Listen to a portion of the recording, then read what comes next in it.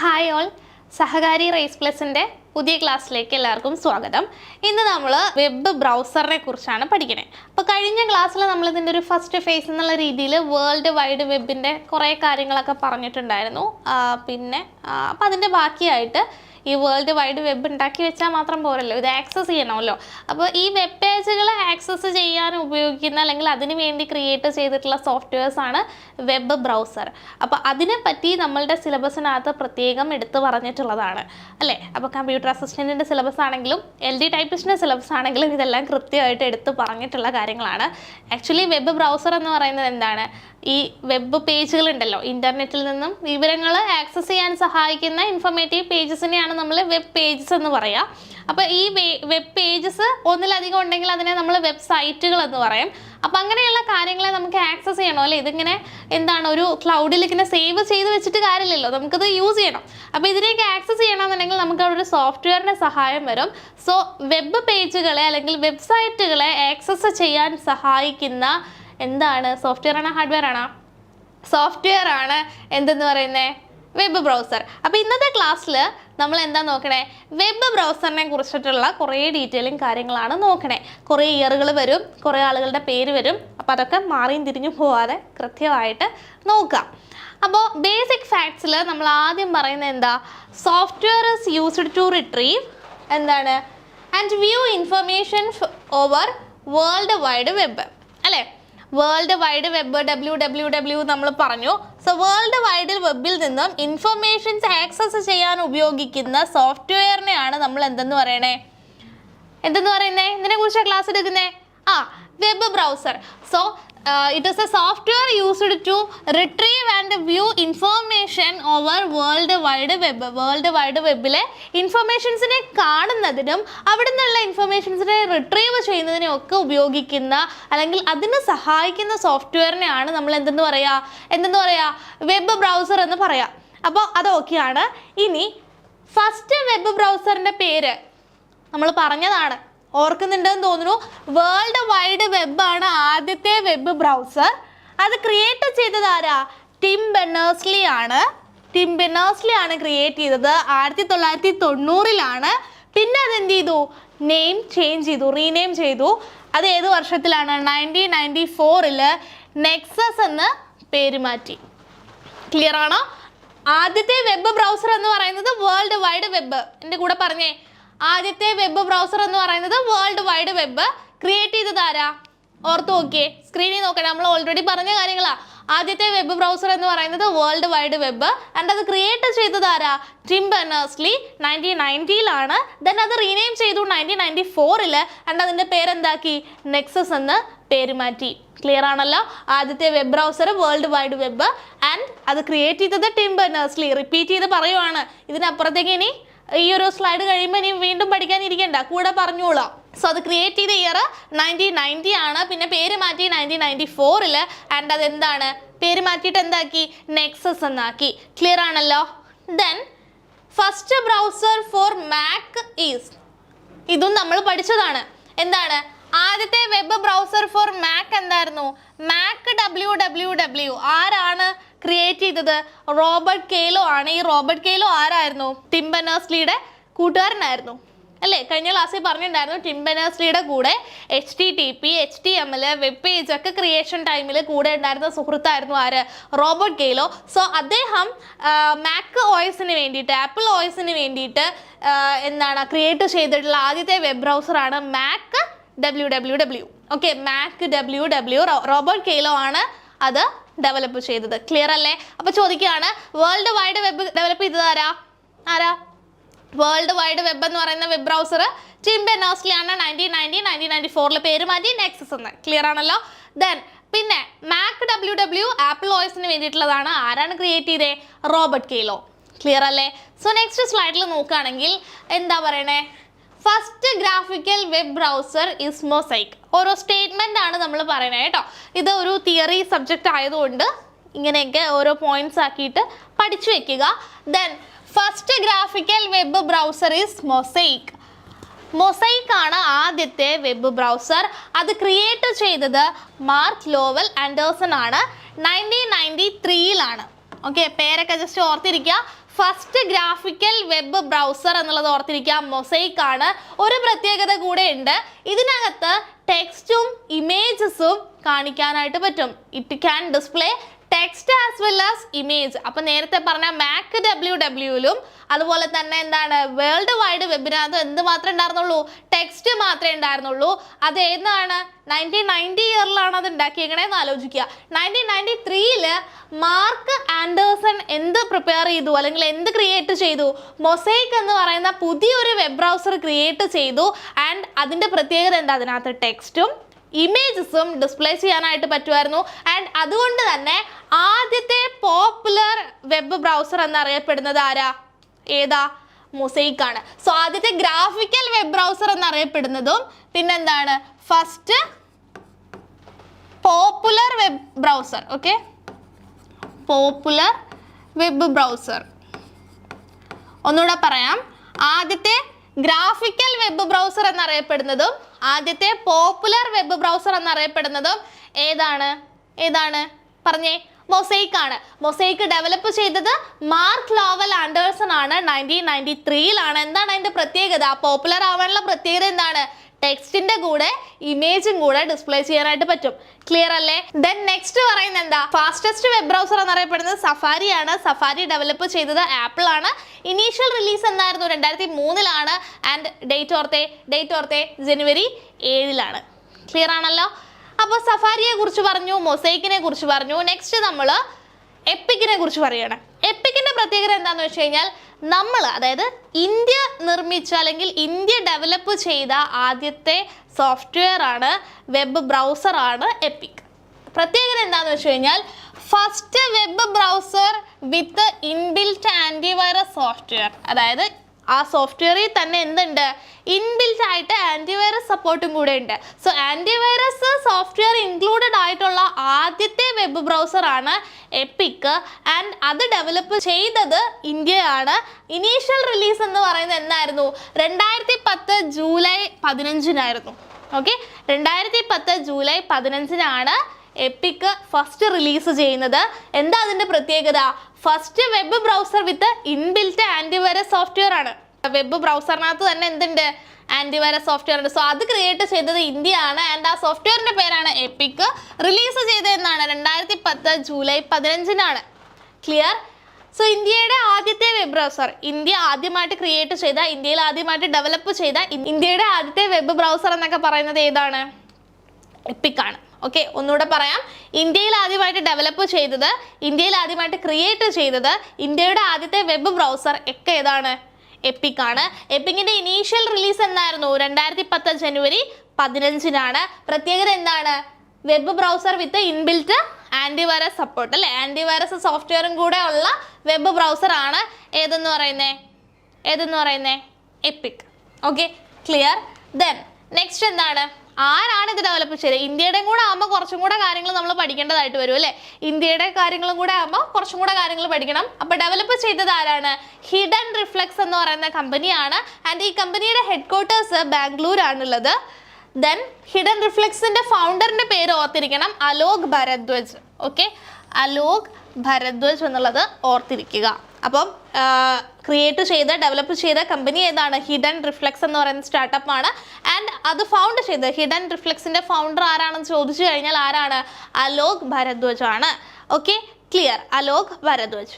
Then next web browser. ഇനി ഓരോ web ബ്രൗസറിനെ കുറിച്ച് നമ്മൾ പഠിക്കുകയാണ്. ഇപ്പം കുറേ പഠിച്ചു. ഏതൊക്കെയാണ് നമ്മളിപ്പോൾ പറഞ്ഞത്, വേൾഡ് വൈഡ് വെബ് ആദ്യത്തെ വെബ് ബ്രൗസർ ആണ്. പിന്നീട് അത് പേര് മാറ്റി നെക്സസ് എന്ന് പേര് മാറ്റി. ക്രിയേറ്റ് ചെയ്തത് ടിം ബെർണേഴ്സ്-ലീ ആണ്. 1990 1994 പേര് മാറ്റിയത്. പിന്നെന്താണ്, മാക് WWW അല്ലെ, ആപ്പിൾ OSന് വേണ്ടിയിട്ട് ക്രിയേറ്റ് ചെയ്തിട്ടുള്ള ആദ്യത്തെ ബ്രൗസർ ആണ്. റോബർട്ട് കെയ്ലു ആണ് അത് ക്രിയേറ്റ് ചെയ്തത്. പിന്നെന്താണ് നമ്മൾ പഠിച്ചേ, മൊസൈക്ക് എന്തായിരുന്നു, ഫസ്റ്റ് ഗ്രാഫിക്കൽ വെബ് ബ്രൗസർ ആയിരുന്നു. പ്രത്യേകത എന്താണ്, image as well as text, ഇമേജും ടെക്സ്റ്റും എന്ത് ചെയ്യാനായിട്ട് പറ്റുമായിരുന്നു, ഡിസ്പ്ലേ ചെയ്യാനായിട്ട് പറ്റുമായിരുന്നു. അതുകൊണ്ട് തന്നെ ഫസ്റ്റ് പോപ്പുലർ വെബ് ബ്രൗസർ ഏതാന്ന് ചോദിച്ചു കഴിഞ്ഞാൽ ഏതാണ്, മൊസൈക്ക് ആണ്. ഫാസ്റ്റസ്റ്റ് വെബ് ബ്രൗസർ ഏതാ ആപ്പിളിന്റെ സഫാരി ആണ്.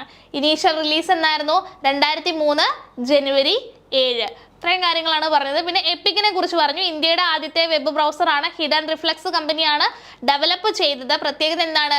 ഇൻബിൽറ്റ് ആന്റിവൈറസ് സപ്പോർട്ടും കൂടെയുള്ള ഇൻബിൽറ്റ് ആന്റിവൈറസ് സോഫ്റ്റ്വെയർ സപ്പോർട്ട് കൂടെയുള്ള വെബ് ബ്രൗസറാണ്. ആദ്യത്തെ അങ്ങനത്തെ വെബ് ബ്രൗസറാണ് ഏത്? എപ്പിക്. നമ്മൾ നേരത്തെ കണ്ടതാണ്. ഇനി നമ്മൾ ഓരോന്നും നിലവിൽ നമ്മൾ ഉപയോഗിച്ചുകൊണ്ടിരിക്കുന്ന ഓരോന്നിനെ കുറിച്ചാണ് ഇനി നമ്മൾ പറയുന്നത്. സോ ആദ്യം പറയുന്നത് internet explorer. Internet explorer develop ചെയ്തത് ആരാണ്? മൈക്രോസോഫ്റ്റ് ആണ്. അപ്പോൾ അത് പഠിച്ചു വെക്കണം. മൈക്രോസോഫ്റ്റ് ആണ് ഡെവലപ്പ് ചെയ്തത്. ഇനീഷ്യൽ റിലീസ് ഇയർ ഓർത്തിരിക്കുക 1995 കഴിയുമെങ്കിൽ ഡേറ്റ് കൂടെ ഓർത്തിരിക്കുക, August 16. So internet explorer develop ചെയ്തത് മൈക്രോസോഫ്റ്റ് ആണ്. Initial release 1995 August 16.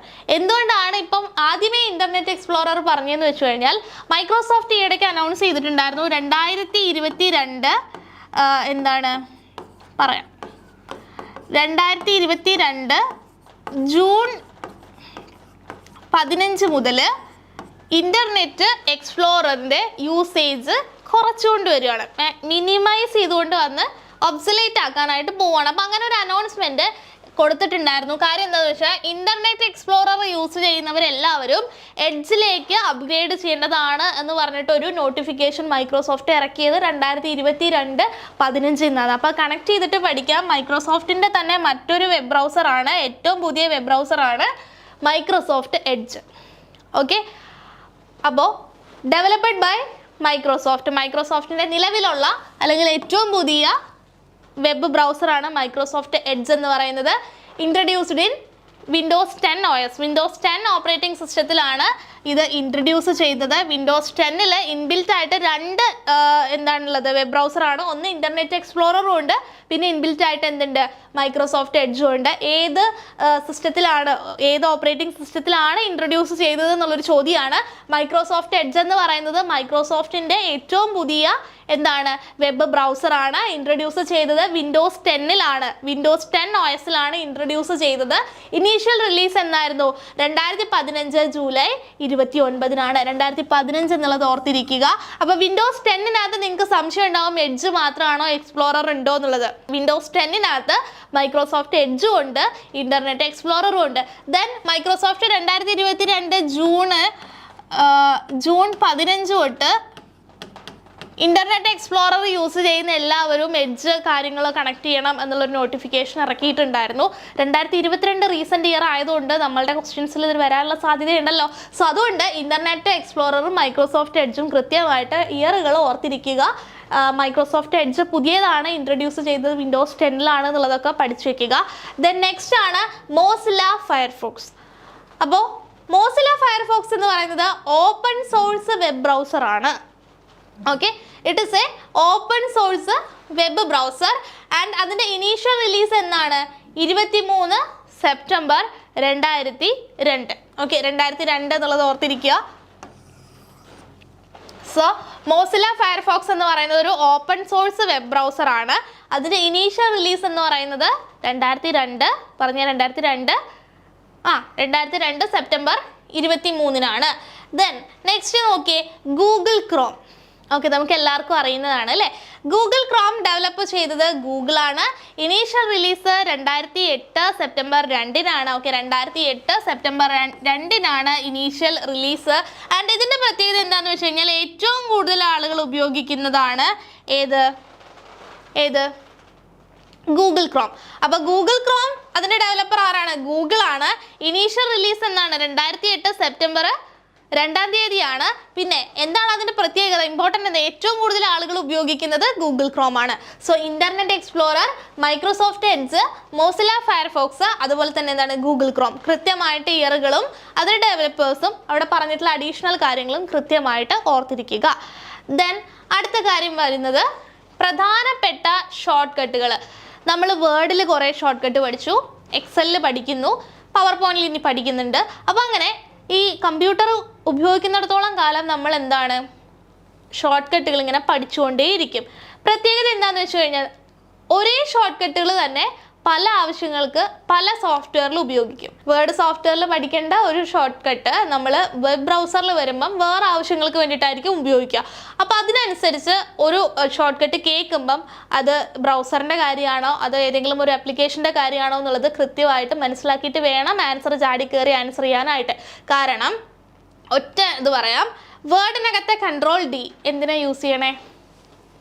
Word പഠിച്ചില്ലയോ? വേർഡിനകത്തെ control D എന്തിനായിരുന്നു?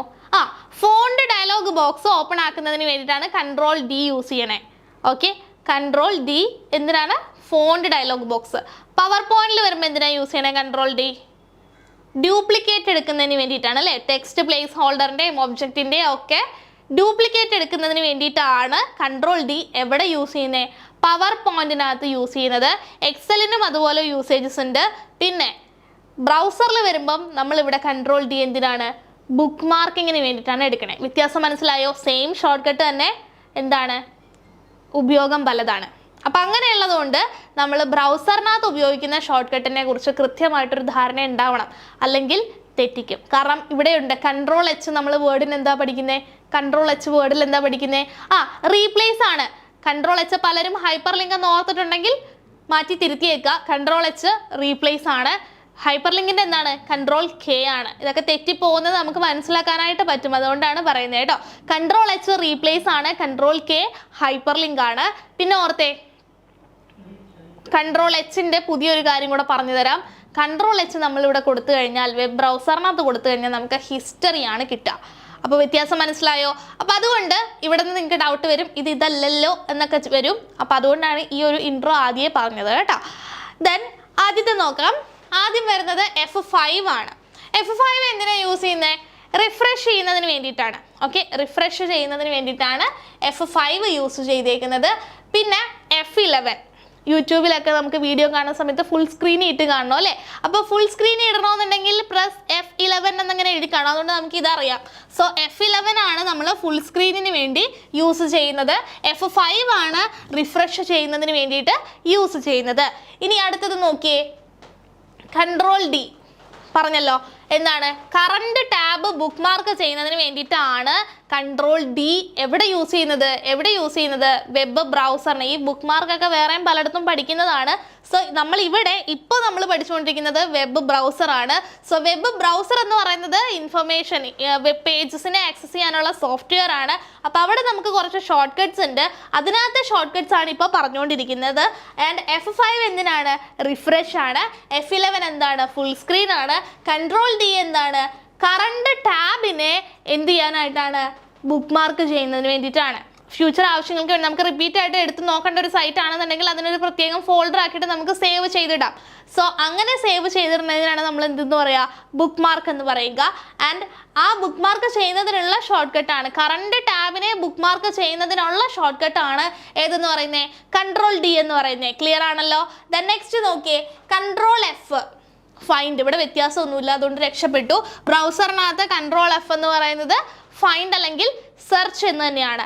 ദെൻ നെക്സ്റ്റ് നോക്കിയേ, control H two open history. Control H കൊടുത്താൽ എന്താ ഓപ്പൺ ആവുക? ഹിസ്റ്ററി ആണ് ഓപ്പൺ ആവുക അല്ലേ? നമ്മൾ ഏതൊക്കെ സമയത്തൊക്കെയാണ് സൈറ്റിൽ കയറിയെന്നൊക്കെ അപ്പം മനസ്സിലാവും. So control H open history. Then next എന്താണ്? Control S saves current page. നമ്മൾ ഈ ബുക്ക് മാർക്ക് എന്തിനായിരുന്നു? ഫ്യൂച്ചർ ആവശ്യത്തിന് വേണ്ടി ആ സൈറ്റിനെ നമ്മൾ എന്ത് ചെയ്തേക്കാണ്? ഫീൽഡ് ചെയ്ത് വെച്ചേക്കാണ് അല്ലേ? അപ്പം അങ്ങനെ ചെയ്യുന്നതിന് നമുക്ക് ബുക്ക് മാർക്ക് ചെയ്തിടാം. ഇത് ഓൺലൈൻ സർവീസാണ്. നെറ്റ് കണക്ഷൻ ഉണ്ടെങ്കിലേ ഇത് കിട്ടത്തുള്ളൂ. പക്ഷെ സേവ് ചെയ്തിട്ട് കഴിഞ്ഞാൽ ഓഫ്ലൈൻ ആണെങ്കിലും നമുക്ക് കിട്ടും. ബുക്ക് മാർക്ക് ആണെങ്കിൽ ഓൺലൈനിൽ ഇരിക്കുന്ന സമയത്ത് മാത്രമേ കിട്ടൂ. പക്ഷേ കറണ്ട് പേജിനെ നമ്മൾ സേവ് ചെയ്തിട്ടാൽ നമ്മുടെ ഡെസ്ക്ടോപ്പിൽ അല്ലെങ്കിൽ നമ്മൾ പറഞ്ഞു കൊടുക്കുന്ന ലൊക്കേഷനിൽ എന്ത് വരും? ഒരു വെബ് പേജ് ഡൗൺലോഡ് ആയിട്ട് വരും. ആൻഡ് ആ ഡൗൺലോഡ് ചെയ്ത് വരുന്ന വെബ് പേജിനെ നമുക്ക് ഓഫ്ലൈൻ ആയിട്ട് നമുക്ക് ആക്സസ് ചെയ്യാനായിട്ട് പറ്റും. രണ്ടും തമ്മിലുള്ള വ്യത്യാസം മനസ്സിലായോ? ഓക്കെ, അപ്പോൾ കൺട്രോൾ എസ് കൊടുത്തു കഴിഞ്ഞാൽ കറണ്ട് പേജ് ഓർ കറണ്ട് ടാബിനെ എന്ത് ചെയ്യും? സേവ് ചെയ്യും. ദെൻ നെക്സ്റ്റ് നോക്കിയേ, control O open local file in browser. Okay, അതായത് നമ്മൾ കൺട്രോൾ ഒ പ്രസ് ചെയ്ത് കഴിഞ്ഞാൽ, ഒരു ഗൂഗിൾ ക്രോം ഓപ്പൺ ആക്കി വെച്ചിട്ട് കൺട്രോൾ ഒ പ്രസ് ചെയ്ത് കഴിഞ്ഞാൽ എന്താണ്? Open dialogue box. ഏതെങ്കിലും ഫയൽ അപ്ലോഡ് ചെയ്യാനോ അങ്ങനെയുള്ള നമ്മളുടെ ഓപ്പൺ ഡയലോഗ് ബോക്സ് ആണ് ഓപ്പൺ ആയിട്ട് വരിക. ഇനി നോക്കിയേ, കൺട്രോൾ പി പ്രിന്റ്, ഇത് ഇത്രയും സെയിം ആണല്ലോ. Control S save, control O open, control P print, control F find. അപ്പോൾ പഠിച്ചു വെച്ചത് ഒരേപോലെയുള്ളത് അങ്ങനെ തന്നെ പഠിച്ചു വെക്കുക. വ്യത്യാസമുള്ളത് ഓർക്കുക. F5 റിഫ്രഷ് ആണ്, F11 ഫുൾ സ്ക്രീൻ ആണ്, കൺട്രോൾ ഡി ബുക്ക് മാർക്ക് ആണ്, കൺട്രോൾ എച്ച് ഹിസ്റ്ററി ആണ് എന്നുള്ളതൊക്കെ ഓർക്കുക. ഇതൊക്കെ ഇമ്പോർട്ടൻ്റ് ആണ്, മാറിയും തിരിഞ്ഞും ചോദിക്കുന്നതാണ്. F11 എപ്പോഴും ചോദിക്കുന്നതാണ്, തെറ്റിക്കാനായിട്ട് കൺട്രോൾ എച്ചും കൺട്രോൾ ഡിയും എപ്പോഴും ചോദിക്കുന്നതാണ്. Okay, clear. ഇവിടെ കൺട്രോൾ ഡി വന്നു കഴിഞ്ഞാൽ ഓപ്ഷനിൽ ബുക്ക് മാർക്ക്, പിന്നെ എന്താണ് ഫോണ്ട് ഡയലോഗ് ബോക്സ് അങ്ങനെ ആയിരിക്കും വരിക. സോ വേർഡ് ഭയങ്കര തെറോ ആയിട്ട് പഠിച്ച ആൾ എന്ത് ചെയ്യും? കൺട്രോൾ ഡി ഫോണ്ട് ആ രീതിയിൽ പോകും. പക്ഷേ ക്വസ്റ്റ്യൻ്റെ വാല് നോക്കത്തില്ല. വാല് ചിലപ്പോൾ എന്തായിരിക്കും, ഇൻ വേർഡ് എന്നുള്ളതിന് പകരം ഇന്നെ ബ്രൗസർ എന്നുള്ളതായിരിക്കും, അല്ലെങ്കിൽ ഏതെങ്കിലും ഒരു ബ്രൗസറിൻ്റെ പേരായിരിക്കും. അപ്പോൾ എന്താണ്, നമ്മൾ ക്വസ്റ്റ്യൻ കൃത്യമായിട്ട് ഇങ്ങനെയുള്ള കാര്യങ്ങളിൽ നോക്കുക. പ്രത്യേകിച്ചും ഷോർട്ട് കട്ട് വരുന്ന സമയത്ത് ഏത് ആപ്ലിക്കേഷനാണ് എന്നുള്ളത് കൃത്യമായിട്ട് വൃത്തിയായിട്ട് നോക്കിയിട്ട് വേണം ആൻസർ ചാടി കയറി അറ്റൻഡ് ചെയ്യാനായിട്ട്. അപ്പോൾ കൺട്രോൾ ഡി എന്ന് പറയുമ്പം ഓട്ടോമാറ്റിക്കലി നമ്മുടെ മൈൻഡിലേക്ക് ഇപ്പോൾ ആരാണെങ്കിലും വേർഡ് അറിയുന്ന ഒരാളാണെങ്കിൽ മൈൻഡിലേക്ക് എത്തുന്നത് കൺട്രോൾ ഡി എന്ന് പറയുമ്പോൾ ആദ്യം ഫോണ്ട് ഡയലോഗ് ബോക്സ് തന്നെയാണ്. പക്ഷെ അതിനപ്പുറത്തേക്ക് കൺട്രോൾ ഡി പല കാര്യങ്ങൾക്കും വേണ്ടി യൂസ് ചെയ്യുന്നുണ്ട്, പല സോഫ്റ്റ്വെയറുകളിലായിട്ട്. അപ്പോൾ ക്വസ്റ്റ്യൻ കിട്ടുമ്പം ചാടി കയറി ആൻസർ ചെയ്യാതെ ഏതാണ് പറഞ്ഞിരിക്കുന്നതെന്ന് അറിഞ്ഞിട്ട് മാത്രം ആൻസർ ചെയ്യുക. തെറ്റിക്കാൻ സാധ്യതയുള്ളതുകൊണ്ടാണ് എടുത്തു പറയുന്നത്. അതുപോലെ തന്നെയാണ് കൺട്രോൾ എച്ച് പലരും പഠിച്ചു വെച്ചേക്കുന്നത്. കൺട്രോൾ എച്ച് ഹൈപ്പർ ലിങ്ക് എന്നുള്ള രീതിയിൽ തുടക്കത്തിൽ പഠിച്ചു വെക്കും. അത് തെറ്റാണ്. കൺട്രോൾ എച്ച് എന്തിനു വേണ്ടിയുള്ളതാണ്? റീപ്ലേസിന് വേണ്ടിയിട്ടുള്ളതാണ്. ഇനി ബ്രൗസറിലേക്ക് വരുന്ന സമയത്ത് കൺട്രോൾ എച്ച് എന്തിനു വേണ്ടിയിട്ടാണ്? ഹിസ്റ്ററിക്ക് വേണ്ടിയിട്ടാണ്. ക്ലിയർ അല്ലേ? ഓക്കെ, ദെൻ നെക്സ്റ്റ് നമ്മൾ നോക്കുന്നത് ഇതേ ഷോർട്ട് കട്ട്സിൻ്റെ തന്നെ സെക്കൻഡ് ഫേസ് നോക്കുമ്പം കൺട്രോൾ യു സോഴ്സ് കോഡ് കാണിച്ചു തരും. ഓക്കെ, സോഴ്സ് കോഡ് കാണിച്ചു തരാൻ വേണ്ടിയിട്ടാണ് കൺട്രോൾ യു യൂസ് ചെയ്യുന്നത്. എന്താണ് സോഴ്സ് കോഡ് എന്ന് ചോദിച്ചു കഴിഞ്ഞാൽ, നമ്മൾ ഈ വെബ് പേജസ് എല്ലാം ക്രിയേറ്റ് ചെയ്തത് എങ്ങനെ വെച്ചിട്ടാണ്? HTML ടാഗുകൾ വെച്ചിട്ടാണ്. ഓക്കെ, അപ്പോൾ നമ്മൾ വ്യൂ സോഴ്സ് കോഡ് കൊടുത്തു കഴിഞ്ഞാൽ ഈ ടാഗുകളൊക്കെ എഴുതി വെച്ചേക്കുന്നത് കാണാനായിട്ട് പറ്റും. ഓക്കെ, ഈ ടാഗുകളെല്ലാം നമുക്ക് അതായത് നിങ്ങൾ കണ്ടിട്ടുണ്ടാവുമല്ലോ, ഗൂഗിൾ ക്രോമിനകത്തെ പിഴവുകൾ കണ്ടെത്തി എന്നൊക്കെ പറഞ്ഞിട്ട് ഗൂഗിളിൻ്റെ പ്രശംസയൊക്കെ മേടിക്കുന്ന ന്യൂസ് പേപ്പർ കട്ടുകൾ കണ്ടിട്ടുണ്ടാവുമല്ലോ. അതൊക്കെ ഈ ഒരു വ്യൂ സോഴ്സ് കോഡ് വെച്ച് പ്രോഗ്രാമിംഗ് അറിയുന്നവർ കൃത്യമായിട്ട് അത് വായിച്ചു നോക്കി അതിനകത്ത് എന്തെങ്കിലും ലൂപ്പ് ഹോൾസ് ഉണ്ടെങ്കിൽ അതെങ്ങനെ അകത്തേക്ക് കയറാം, അങ്ങനെ അത് അടയ്ക്കാൻ പറ്റും എന്നുള്ളതൊക്കെ നോക്കിയിട്ടാണ്. എന്ത് നോക്കിയിട്ടാണ് മനസ്സിലാകുന്നത്? ഈ സോഴ്സ് കോഡ് മനസ്സിലാക്കിയിട്ടാണ്. അപ്പോൾ അങ്ങനെയുള്ള കാര്യങ്ങൾ കാണണമെന്നുണ്ടെങ്കിൽ കൺട്രോൾ യു ആണ്. നമ്മൾ സാധാരണ രീതിയിൽ ഒരു ഓപ്പൺ ആക്കി നോക്കിയാൽ സാധാരണ HTML ടാഗുകൾ മനസ്സിലാവും. അതിൻ്റെ കൂടുതലുള്ള കാര്യങ്ങൾ പ്രോഗ്രാമേഴ്സിന് നോക്കിക്കഴിഞ്ഞാൽ കൃത്യമായിട്ട് മനസ്സിലാവും. നമുക്ക് കാണാൻ പറ്റുന്ന കാര്യമാണ്. ബ്രൗസർ ഓപ്പൺ ആക്കി വെച്ചിട്ട് കൺട്രോൾ യു കൊടുത്തു കഴിഞ്ഞാൽ അതിൻ്റെ സോഴ്സ് കോഡ് കാണിച്ച് തരും. ഓക്കെ, നെക്സ്റ്റ് നോക്കുക, കൺട്രോൾ എൻ. പുതിയ ഒരു വിൻഡോ ഓപ്പൺ ആക്കി വരാൻ സഹായിക്കുന്ന ഷോർട്ട് കട്ടാണ് കൺട്രോൾ എൻ എന്ന് പറയുന്നത്. അതിൻ്റെ കൂടെ ഓർത്തിരിക്കുക കൺട്രോൾ ടി എന്ന് പറയുന്നത് പുതിയൊരു ടാബ് ഇൻസേർട്ട് ചെയ്യുന്നതിന് വേണ്ടിയിട്ടാണ് കൺട്രോൾ ടി. അപ്പോൾ കൺട്രോൾ യു എന്താണ്? വ്യൂ സോഴ്സ് കോഡാണ്. കൺട്രോൾ എൻ എന്താണ്? New window. കൺട്രോൾ ടി എന്താണ്? New tab. ക്ലിയർ ആണല്ലോ? Control U view source code, control N new window, control T new tab. Clear? Then next Alt F4. Alt F4 ആണ് എല്ലാവരും പഠിച്ചു വെച്ചിട്ടുണ്ട്. എന്താണ്? Exit. Same function തന്നെയാണ്. എന്താണ്? എൻറ്റയർ വിൻഡോനെ ക്ലോസ് ചെയ്യുക. ദാറ്റ് മീൻസ് ആ ഒരു ആപ്ലിക്കേഷനിൽ നിന്നും എക്സിറ്റ് ചെയ്യുന്നതിന് വേണ്ടിയിട്ടാണ് എന്ത്? Alt F4. ഇത് എല്ലായിടത്തും സെയിം ആണ്. Alt F4 എക്സിറ്റ് എന്നുള്ളത് ഓർത്തിരിക്കുക. എൻറ്റയർ വിൻഡോയിൽ നിന്നും എക്സിറ്റ് ചെയ്യാൻ വേണ്ടിയിട്ടാണ് നമ്മൾ Alt F4 കൊടുക്കുക. അതേപോലെ തന്നെ നമുക്കിവിടെ കൺട്രോൾ F4 ഉണ്ട്. അതായത് കുറേ ടാബുകളുണ്ട്. ഒരു 5 ടാബ് ഓപ്പൺ ആക്കി വെച്ചിട്ടുണ്ടെന്നുണ്ടെങ്കിൽ കറണ്ട് ടാബിനെ ക്ലോസ് ചെയ്യുന്നതിന് വേണ്ടിയിട്ടാണ് കൺട്രോൾ F4. Alt F4 കൊടുത്തു കഴിഞ്ഞാൽ എൻറ്റയർ വിൻഡോ ക്ലോസ് ആയി പോവും.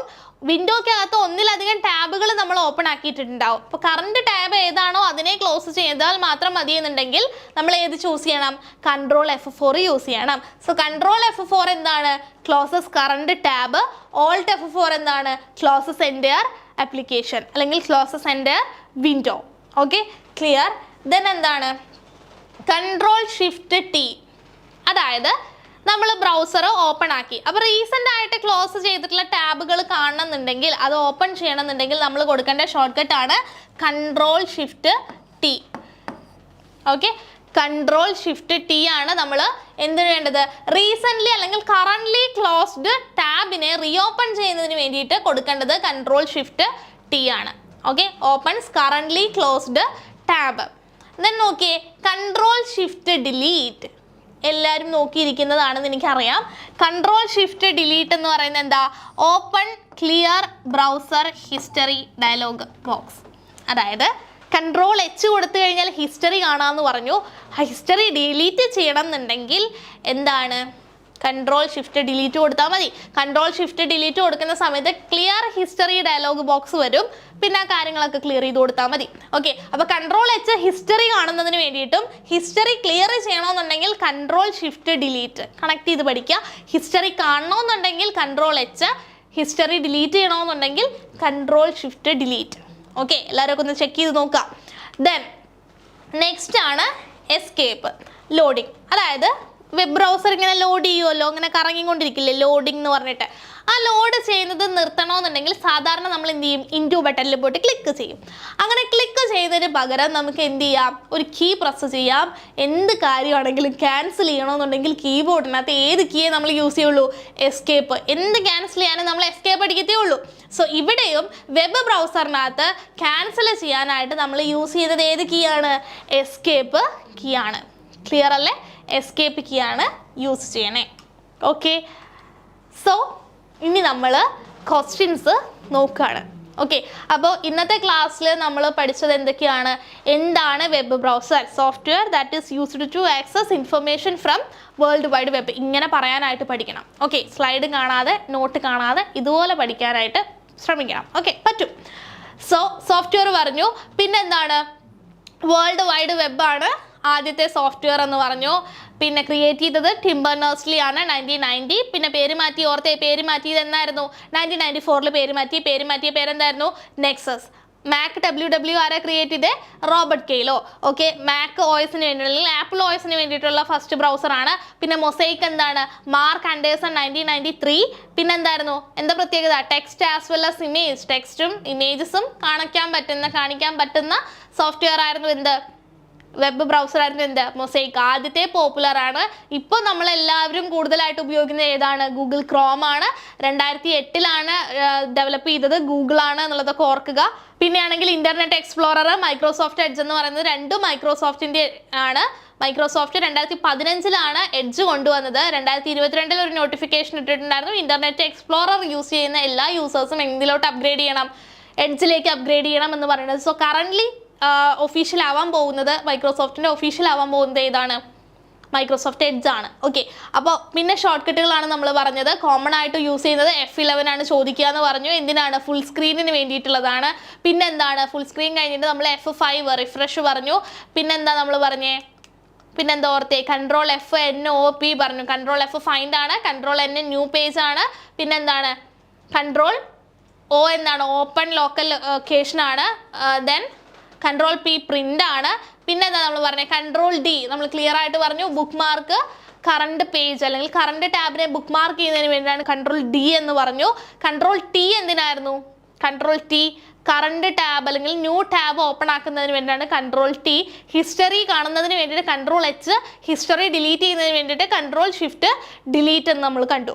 ഓക്കെ, അപ്പോൾ ഇത്രയും കാര്യങ്ങളാണ് വെബ് ബ്രൗസർ എന്ന് പറയുന്ന ആ കൊച്ചു ടോപ്പിക്കിനകത്ത് നമ്മുടെ സിലബസ് പ്രകാരം പഠിക്കാനുള്ളത്. അപ്പോൾ ഇനി നമുക്ക് എന്ത് ചെയ്യാം? ക്വസ്റ്റ്യൻസ് നോക്കാം. സോ ക്വസ്റ്റ്യൻ നോക്കിയേ. What is a web browser? എന്താണ് വെബ് ബ്രൗസർ? താഴെ കുറേ ഓപ്ഷൻസ് കൊടുത്തിട്ടുണ്ട്. നോക്കിയേ. A kind of image editing software ആണോ? A kind of image editing software. A computer that store www files. Computer ആണോ? ആലോചിക്കുക. A person who likes to look at website. അങ്ങനെ അവരെയാണോ വെബ് ബ്രൗസർ എന്ന് പറയുന്നത്?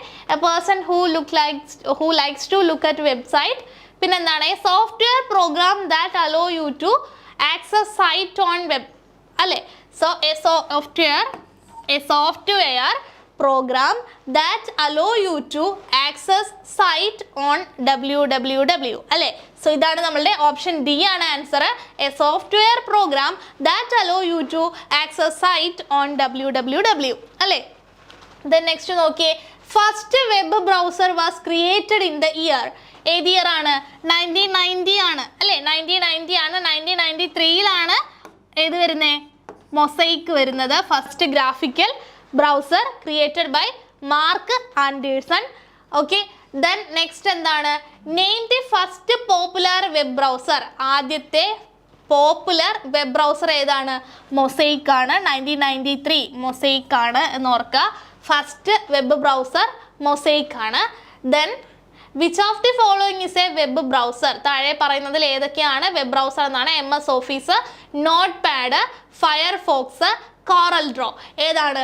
ഫയർഫോക്സ് ആണ് നമ്മളുടെ വെബ് ബ്രൗസർ ആയിട്ട് വരുന്നത്. നെക്സ്റ്റ് ക്വസ്റ്റ്യൻ നോക്കിയേ. Which of the following is latest web browser? ഏറ്റവും പുതിയ വെബ് ബ്രൗസർ ഏതാണെന്നാണ് ചോദിച്ചേക്കുന്നത്. അപ്പോൾ വേൾഡ് വൈഡ് വെബ് ഏതായിരുന്നു? 1990 ക്രോം 2008 എഡ്ജ് 2015 അപ്പോൾ ഓർത്തേ, ഏതാണ്? എഡ്ജ് ആണ് ഏറ്റവും ലേറ്റസ്റ്റ് ആയിട്ടുള്ള web browser. Then which one of the following are correct about Firefox? ഫയർഫോക്സിനെ കുറിച്ച് താഴെ പറയുന്നതിൽ ശരിയായിട്ടുള്ളത് ഏത് എന്നാണ് കറക്റ്റ്? ഞാൻ പറഞ്ഞിട്ടുണ്ട്, സ്റ്റേറ്റ്മെന്റ് ക്വസ്റ്റ്യൻസ് കാണുമ്പം ക്വസ്റ്റ്യൻ തന്നെ 2 തവണ വായിച്ചു നോക്കണം. കറക്റ്റ് ആണോ, ഫോൾസ് ആണോ, ട്രൂ ആണോ എന്നുള്ളത് മാർക്ക് ചെയ്യണമെന്ന് പറഞ്ഞിട്ടുണ്ട്. സോ അത് മാർക്ക് ചെയ്തതിന് ശേഷം മാത്രം എന്ത് ചെയ്യുക? ഓപ്ഷൻസിലേക്ക് നോക്കാം. സോ ഓപ്ഷൻ നോക്കുന്ന സമയത്ത് it is an open source web browser, it is developed and maintained by Mozilla, its source code is available for anyone, all of these are correct. അപ്പോൾ മോസില്ല ഫയർഫോക്സിനെ സംബന്ധിച്ച് ഈ 4 സ്റ്റേറ്റ്മെൻറ്റും ശരിയാണ്. ഓക്കെ, സോ ഫസ്റ്റ് സ്റ്റേറ്റ്മെന്റ് നമ്മൾ പറഞ്ഞത് എന്താ? Open source web browser ആണ്. ഒരു ഓപ്പൺ സോഴ്സ് വെബ് ബ്രൗസർ ആണെന്നുണ്ടെങ്കിൽ അതിൻ്റെ സോഴ്സ് കോഡ് ജനങ്ങൾക്ക്, പീപ്പിളിന് എന്താണ്? വിസിബിൾ ആണ്. സോഴ്സ് കോഡ് എന്ന് പറയുന്നത് എന്താണ്? ഹ്യൂമൻ റീഡബിൾ ഫോമിലുള്ള പ്രോഗ്രാമാണ്. അത് മനുഷ്യന് മനസ്സിലാകുന്ന ഭാഷയിൽ എഴുതിയിട്ടുള്ള പ്രോഗ്രാമിനെയാണ് നമ്മൾ സോഴ്സ് കോഡ് എന്ന് പറയുക. കമ്പ്യൂട്ടർ പ്രോഗ്രാം, കമ്പ്യൂട്ടറിന് മനസ്സിലാകുന്ന ഭാഷയിൽ എഴുതിയിട്ടുള്ളതിനാണ് നമ്മൾ ഒബ്ജക്റ്റ് കോഡ് എന്ന് പറയുക. അപ്പോൾ ഓപ്പൺ സോഴ്സ് സോഫ്റ്റ്വെയറിനെ സംബന്ധിച്ചിടത്തോളം അതെന്താണ്? കസ്റ്റമൈസേഷനും കാര്യങ്ങളൊക്കെ എനേബിൾ ആക്കുന്നതാണ്. സോ സോഴ്സ് കോഡ് പീപ്പിളിന് വിസിബിൾ ആയിട്ടുള്ളത് ഓപ്പൺ സോഴ്സ് വെബ് ബ്രൗസറിനാണ്. അപ്പോൾ നമ്മൾ പഠിച്ചു വയ്ക്കും, ഫയർഫോക്സ് എന്ന് പറയുന്നത് ഒരു ഓപ്പൺ സോഴ്സ് വെബ് ബ്രൗസർ ആണ്. അങ്ങനെയാണെന്നുണ്ടെങ്കിൽ എന്താണ്? അതിൻ്റെ സോഴ്സ് കോഡ് എല്ലാവർക്കും വിസിബിൾ ആണ്. നിങ്ങൾക്ക് കൺഫ്യൂസ് വരുന്നത് മൂന്നാമത്തെ ഈ ഒരു ഇതിലായിരിക്കും, അതുകൊണ്ടാണ് അത് എടുത്തു പറഞ്ഞത്. സോ ഓപ്പൺ സോഴ്സ് എന്ന് കേട്ടാൽ ഓർത്ത് വെച്ച് നോക്കുക, എന്താണ്? സോഴ്സ് കോഡ് എല്ലാവർക്കും വിസിബിൾ ആയിരിക്കും. ഓക്കെ, അപ്പോൾ അങ്ങനെയുള്ളതുകൊണ്ട് 3 ഓപ്ഷൻസും ശരിയാണ്. സോ നമ്മളുടെ ആൻസർ വരുന്നത് all of these are correct. Okay, then next question നോക്കിയേ. Microsoft Edge, Opera and Apple Safari are examples of. എന്താണ്? Microsoft Edge, Opera and Apple Safari are examples of web page, web browser, server, search engine. എന്താണ്? Web browser ആണ് അല്ലേ? Web browser അല്ലേ? Okay, next നോക്കിയേ.